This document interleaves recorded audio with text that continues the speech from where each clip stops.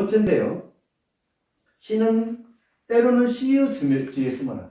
당연한 말입니다. 우리가 앞장서서 가는 것도 좋고 중간에 있는 것도 좋고 없어도 좋고 그 옆으로 서 있어도 좋습니다. 그러니까 시의 뒤에 숨는 방법을 더 알면 오히려 시 쓰기가 더 좋습니다. 시 쓰는 사람은 연출가다. 우리는 연출을 하는 거예요.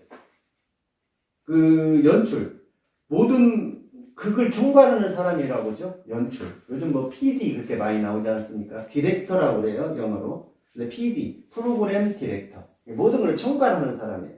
저는 시 쓰는 사람들은 모든 걸 다 할 수 있어요. 뭐 별도 움직일 수 있고요. 따올 수도 있고요. 별을 내 호주머니에 집어넣을 수도 있고요. 달을 내가 그 옆으로 스탠드에다 넣을 수도 있어요. 그러니까 그 시인의 특성입니다. 특권입니다. 특성이 아니고 특권. 배우가 마음에 들지 않거든 잠시 뛰어들어도 좋다. 제가 지금 뭘 쓰고 있는데요. 제 마음에 안 들어도 제가 써도 마음에 안 들어요. 그럼 제가 직접 들어가는 거예요. 그냥. 예, 그렇게 쓸 수도 있습니다. 넘기겠습니다. 그래서 이제 때로는 시에 이제 어떻게 숨는지 알아볼 필요가 있습니다. 그래서 시를 어떻게 숨는지 또 새들의 역사라는 시를 우리 최우련 선생님께서 낭독해 드리겠습니다. 새들의 역사 최금진.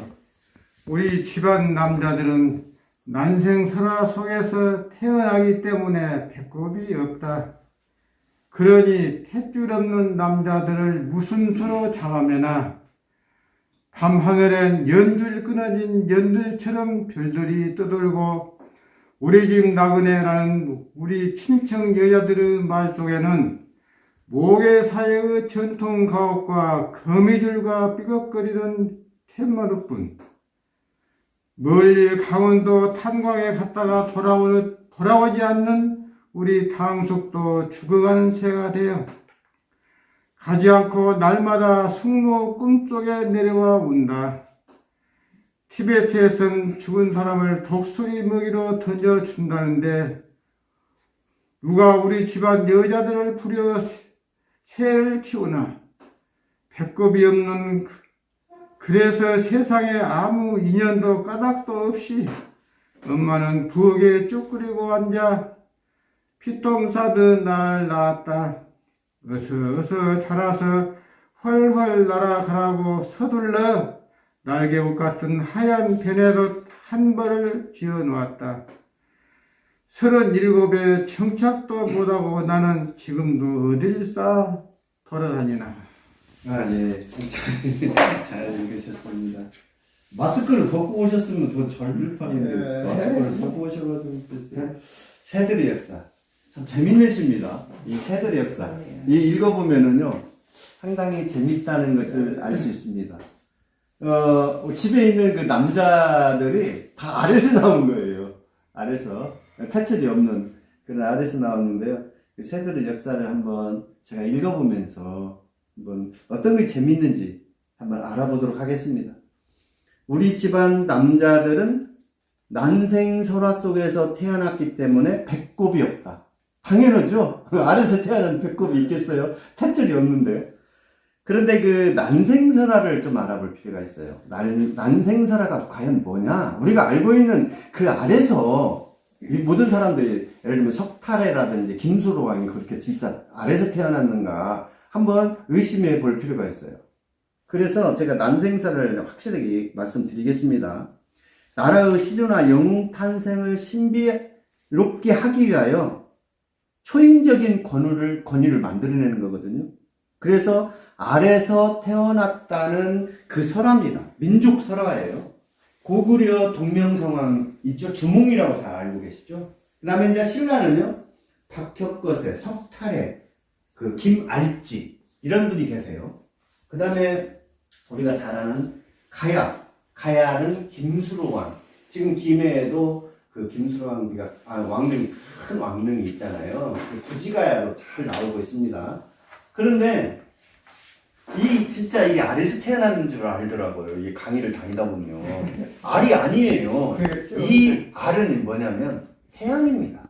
태양, 하늘의 태양. 이 태양이 둥그른데 그 태양을 뭐라고 하냐면 황금알이라고 그래요. 태양에서 태어나야 되지. 어디 날아다니는 새에서 태어나가지고 무슨 이 나라를 통치하겠습니까? 태양이고요.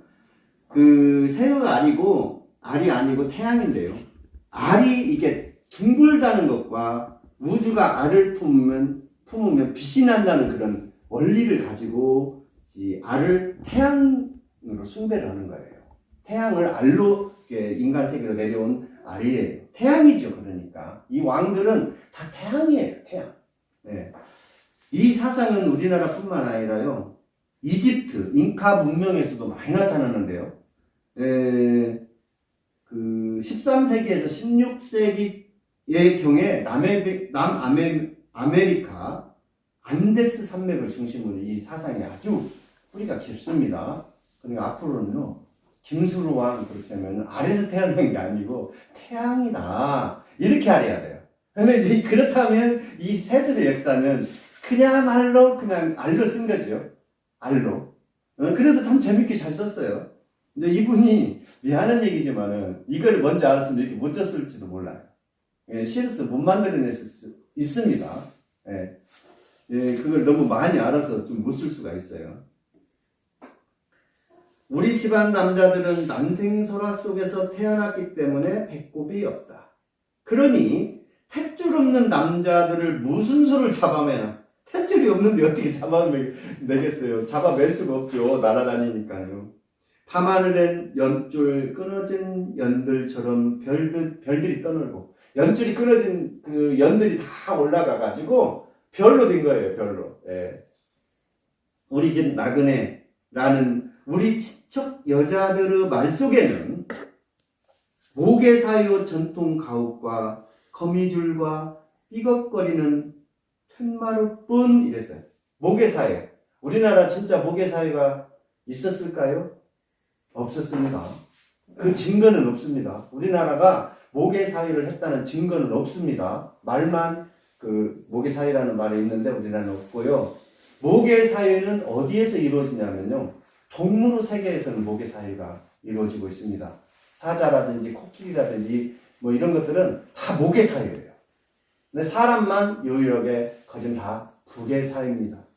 이제 우리나라 말고 아프리카 일부 지역에서 모개사유가 지금도 있다고 그럽니다. 우리나라는 그 흔적은 없는 걸로 알고 있습니다.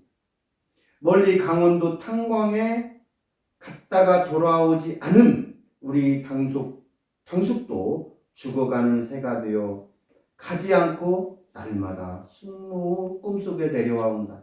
그러니까 탄광에서 돌아가셨죠. 그러니까 그 탄광에 돌아가신 그 당숙이 저로 말하면 오촌입니다. 오촌. 아버지가 사촌이니까요. 당숙이라는 그 말씀은. 그래서 새가 되어서 꿈속에 내려와서 운대요. 티베트에선 죽은 사람을 독수리 먹이로 던져준다는데 여기서는 이걸 조장이라고 그러죠. 조장. 티베트는 중국의 식장 자치주에 속하는데요. 북쪽으로는 쿤문 산맥이 있고요. 그 다음에 이제 남쪽으로는 히말라야 산맥이 딱 막고 있어가지고요. 고원지대입니다. 예, 거기는 거점 700m 이상 다 고원지대라고 합니다. 그래서 그건 조장이 지금도 있다고 그래요. 누가 우리 집안 여자들을 부려 새를 키우나 배꼽 없는, 그래서 세상에 아무 인연도 까닭도 없이 엄마는 부엌에 쭈그리고 앉아 피똥 싸듯 나를 낳았대요. 네. 어서 자라서 홀홀 날아가라고 서둘러 날개옷 같은 하얀 베네옷 한 벌을 지어놓았다. 37에 정착도 못하고 나는 지금 어디를 싸돌아다닌다. 37살 먹었네요. 이분이 정착도 못하고 지금까지 싸돌아다닙니다. 왜 그러겠어요? 아래서 태어나서 탯줄이 없기 때문에 그럽니다. 잡아매놓아야 되는데 인간처럼 잡아매놓으면 딱 어디 뭐 테두리 안에 있죠. 새들을 잡아낼 수 없잖아요. 참 재밌게 썼어요. 그래서 이제 구석이 없는. 네네 그렇습니다. 구속이 없습니다. 여기 이제 여기서 핏똥 싸듯 한번 알아보겠습니다. 갑자기 왜 핏똥이라고 이렇게 좀 지저분하게 글을 써놨을까 하지만 사실입니다. 그 조류, 닭이라든지 날아다니는 그 조류, 새들은 그 모래주머니가 있잖아요. 이걸 이빨 대신 하는 겁니다. 그래서 새들은, 닭이나 새들은 예를 들면 그 모래를 주잖아요. 그러니까 케이지에다 넣고 우리 양계장 그 한 마리씩 두 마리씩 넣는 것은 그 모래를 못 먹어요. 그러니까 나중에 다 털도 빠지고 그러는데 핏똥을 싸는 이유는 모래를 주워 먹잖아요. 모래가 굉장히 날카롭습니다. 근데 그 모래 주머니 속에 원래 조류에는 위석이라고 있습니다. 위석. 돌멩이 같은 게 있어요. 원래가 태어날 때부터 갖고 있어요. 예, 그거는 이제 그 돌들을 이게 그거를 삼키니까 이제 그렇게 해갖고 이제 그 삼키니까 이제 그 장이 계속해서 이렇게 상착을 한답니다. 그래서 그 닭 같은 걸 이렇게 풀어 먹여 놓으면은 항시 핏똥을 이렇게 싼 거기에서 이제 이 말을 쓴 것 같습니다. 그래서 이제 그 핏똥 싸듯 아마 알아봤고요. 날개옷 같은 하얀 뱃내옷. 혹시 여러분도 뱃내옷 지금 가지고 계신 분 계십니까? 저도 예를 들면 한동안 있었는데 없다고 제가 초등학교 들어가자 없앴다고 그러네요. 근데 그 뱃내옷을 오랫동안 간직하신 분이 있답니다. 이게 소매를 길게 했대요. 이게 소매보다 훨씬 애기들보다 그래갖고 날개처럼 이렇게 헐벌 이렇게 잘 자유롭게 살으라. 또 그 뱃내옷을 오래 보관하면은 그 무병장수를 한다는 속담이 있고요, 속설이 있고요. 그 다음에 그 속에다 그 길게 무명실근을 이렇게 했대요. 그 속에를 이렇게 무명실근으로 했는데 그 실끝처럼 오래오래 살으라고 뱃내옷을 이렇게 거의 간직했답니다. 지금도 그거를 간직하시는 분 제가 어디 강의 가서 물어보니까 있더라고요. 네, 지금도 거의 그렇게 간직하고 있답니다.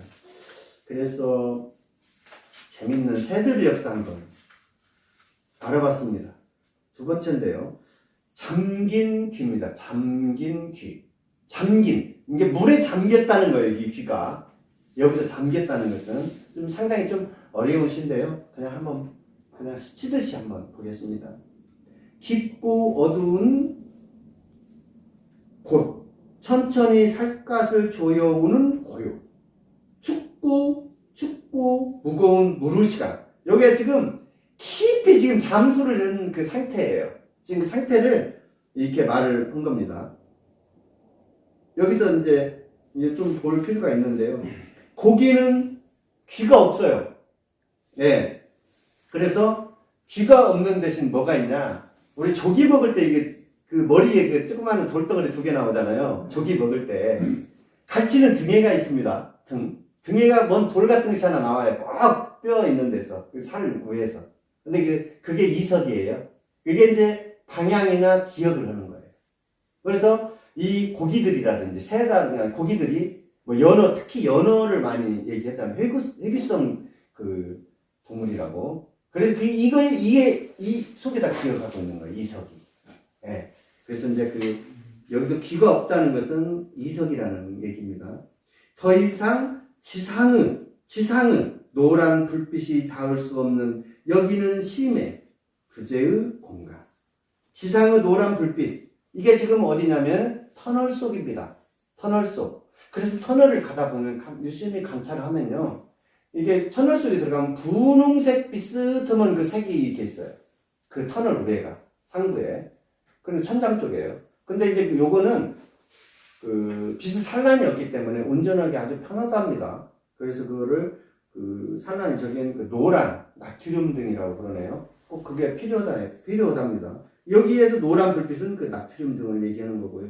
여기는 심해 부재의 공간. 이 잠긴 귀니까 지금 여기가 사람들도 이 지금 터널 속에 있다 생각할 수도 있습니다. 여러 개의 손을 놓쳐버렸고 충분히 잊혔으므로 더 이상 출렁이지 않는다. 여러 개의 손을 놓쳤대요. 그러니까 고기의 손은 지느러미가 퇴화해서 손이 퇴화해서 지느러미가 된 거예요. 이 말은 더 이상 출렁이지 않는다. 시면 속 보이지 않는 힘들의 근육이 부러지듯. 끔찍한 시간조차 뼈와 살을 헐어내는 곳. 이게 무덤입니다. 끔찍한 시간조차 뼈와 살을 헐어내는 곳이기 때문에요. 선명한 평형 만남. 참 발음이 안 됩니다. 영혼을 묻고 화석이 되는 세계. 영혼을 묻고 이제 화석이 되는 죽음의 세계예요. 가장 넓은 정적. 그러니까 바다의 심해가 가장 넓은 정적이고요. 또 하나 차가 없는 터널 속 깊이 들어갔을 때 동굴 속이라든지 들어갔을 때 이런 것을 느낄 수가 있대요. 그러니까 그걸 어떻게 알 수 있냐면 여기서 지상의 노란 불빛이라고 힌트를 줬습니다. 처음에. 그렇기 때문에 우리가 만약에 혼자 터널 속 깜깜한 터널 속 노란 나트륨 등만 있는 그 속에서 느끼는 것과 바다 깊이 느끼는 그 정적, 가장 넓은 정적, 바다의 심해죠. 그것과 같다는 얘기입니다. 그래서 이렇게 글을 썼는데요. 상당히 어렵습니다. 그래도 어려운 것도 한번 볼 필요가 있고요. 여기서 물고기와 나와 죽음과 바다는 무덤이었어요. 이거를 잘 이렇게 매치를 했는데 조금 어려워서 저도 여러 번 읽어봤습니다. 그날. 때에 따라서는 이렇게 좀 어려운 것도 읽을 필요가 있습니다. 시로 보는 천년 담양입니다. 가을 단빛 여행을 우리 김혜숙 선생님 낭독해 드리겠습니다. 가을 단빛 여행 조성이 꿈속으로 외돌아든 방향이거나 늦도록 바스락거리는 소리 세상 길 끊긴 어디쯤에서 지상의 어둠을 밀어내는 달은 뜨고 나무에 매달린 이파리들의 손사래가 붓다. 눈꺼풀 안으로 꿈틀거리는 허기가 붙잡을 수 없는 것들의 바람이 되어 사라졌다. 공고한 잠속으로 비칠지 모르는 달빛의 편에 체온이 식어버린 마른 낙엽을 지면 개들의 묵은 행로가 바스락거렸다. 새들이 기수하는 길을 따라 서산마루 비좁도록 제살 태우는 노을, 다시 돌아올 수 없는 길을 떠난 부름켜 떨군 자리가 한 생의 재단처럼 묵묵하다. 네. 가을 단빛 여행을 김혜숙 선생님 제가 한번 말씀하셨죠? 울릉땡이라고. 담양에서 지금 읍내에서 축세공 도소매를 하는데 굉장히 큰 매장을 갖고 계십니다. 그래서 좋은 일도 지역사회도 참 많이 하시고요. 참 차분하신 선생님이시고 고매하신 선생님들. 그래서 제가 가끔 보시는데요. 참 잘 읽으셨습니다. 이 가을 단빛이 과연 뭐냐? 단빛. 못담자입니다.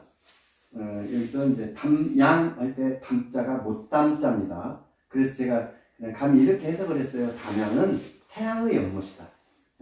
태양의 연못. 그러니 얼마나 중요한 곳이에요. 태양의 연못이기 때문에 여기서 태양이 뜨고 지는 겁니다.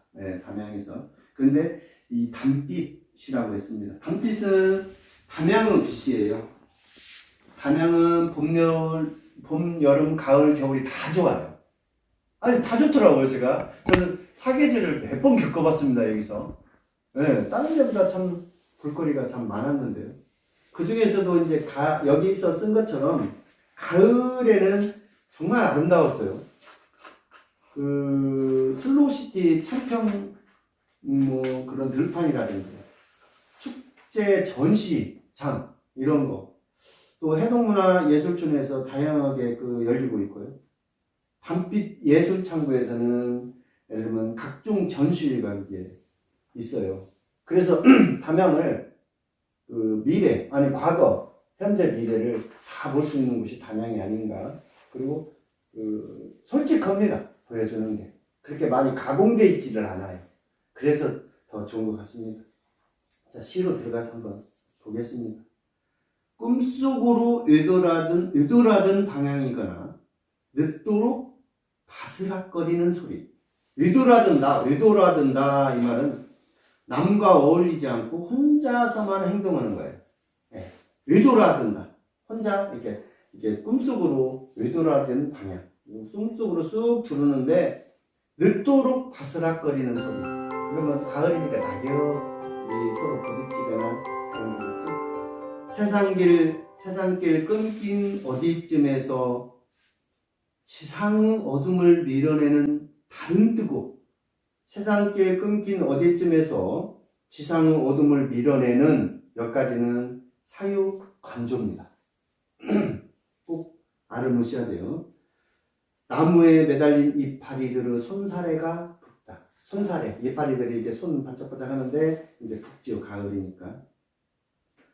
눈꺼풀 안으로 꿈틀거리는 허기가 붙잡을 수 없는 것들의 바람이 되어 사라졌다. 어렵지 않습니다. 혼곤한 잠 속으로 비칠지 모르는 달빛의 편애. 한쪽으로 애정을 주는 걸 편애라고 합니다. 그래서 달빛들이 잠 속으로 이렇게 비친대요. 또 담양에서는 체온이 식어버린 마른 낙엽을 쥐면 계절의 묵은 행로가 바스락거렸다. 참 좋죠. 마른 낙엽을 하나를 딱 주워 이게 손에 딱 쥐고 있으면은 계절의 묵은 행로, 봄, 여름 이제 이런 그런 행로들이 바스락거리는 거예요. 새들이 귀소하는 길을 따라 서산마루 귀족도록 제사를 태우는 노을. 다시 돌아올 수 없는 길을 떠난 부름켜 떨군 자리가 한생의 재단처럼 묵묵하다. 이게 뭐냐면요. 귀소, 아까 말씀드렸죠. 동물이 보금자리로 따라가는 것을 귀소라고 그러는데요. 어느 동물이나든지 다시 그곳으로 돌아오는 성질을 귀소성, 회귀성 이럽니다. 연어나 또 예를 들면 비둘기나 말, 거북이나 강아지나 이런 고래 등 이런 것들은 귀소성이 아주 강하대요. 제가 아시는 어떤 선생님도 식당을 하시는데 광주에 삽니다. 근데 그 식당에 제비집이 있어요. 그 작년에 제비집을 짓고 제비가 날아갔어요. 날아갔는데 또다시 제비가 돌아온 거예요. 2마리가. 참 신기하죠. 저는 기적이라고 그랬습니다. 정말 제가 그래서 그 작년에 그 제비에 관련된 시도 써서 이렇게 좀 보고 또 그 식당 주인께서도 그 제비에 관련돼서 식당에 써가지고 식당에 걸어놨어요. 근데 제비가 어떻게 돌아오는지 이 도시 이렇게 많은 그 제비집 그걸로 딱 오는 거예요. 참 신기하고 기적이라고 저는 생각하고 있습니다. 그래서 이 귀소 본능, 회귀성 이게 참 대단한 것 같아요. 부름켜 떨군 자리가 한생의 재단처럼 묵묵하다. 이건 뭐냐면 부름켜, 이게 나무 이파리가 끝털이에 부름켜게 있잖아요. 나무와 그거 톡 떨어지면 낙엽이 돼서 떨어지는 그때 이제 바로 비로소 낙엽이 되는 거 아니겠습니까? 저 위에 붙어 있는 거 낙엽이라고 원래 안 해야 돼요, 사실은. 떨어질 이파리 엽자니까 낙엽이 원래는 떨어져야 돼요. 떨어져. 그래서 그 떨어진 자리가 하나의 우리의 재단, 이건 신성한 재단이죠. 신성한 곳처럼 묵묵하다. 그 말입니다. 그래서 이제 알아봤는데요. 그 환타지 문학으로 유명한 독일의 아동문학가가 있습니다. 그분 이름은 미하엘 엔데라는 분이 계신데요. 이런 말을 했어요. 미하엘 엔데입니다. 엔데. 빛을 보기 위해 눈이 있고, 소리를 듣기 위해 귀가 있고, 시간을 느끼기 위해서 가슴이 있답니다. 꼭 맞는 말인 것 같아요. 담양이 그런 곳이다. 그래서 적극 추천합니다.